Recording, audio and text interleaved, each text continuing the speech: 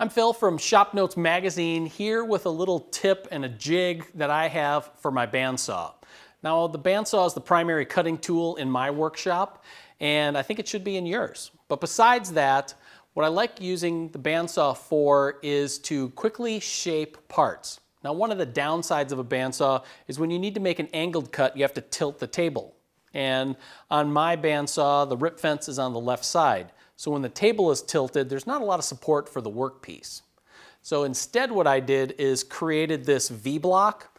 Now you might think of a V-block as something that's like a drill press accessory, but I adapted it for the bandsaw. It's got an extra wide base on it here, and I cut a notch to allow space for the blade.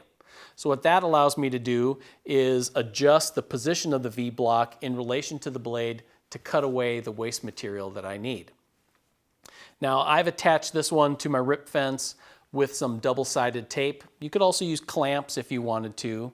And what I like using it for is if you have a big block, like square block, and you want to turn it into an octagonal spindle, maybe for a chair or the rung in a case project, you want to be able to do that in a quick way, but also make consistent cuts.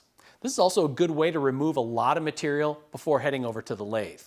So what I'm going to do is and I've marked the corners, so as I go along I know which way that I'm cutting, and I can just set it in the V-block and then just pass it through just like making almost any rip cut, but I didn't have to change the angle on the table.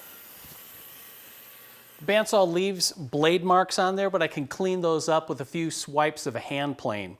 So with a simple V-block jig like this for your bandsaw, you can open up a whole new angle of cutting options with this versatile tool.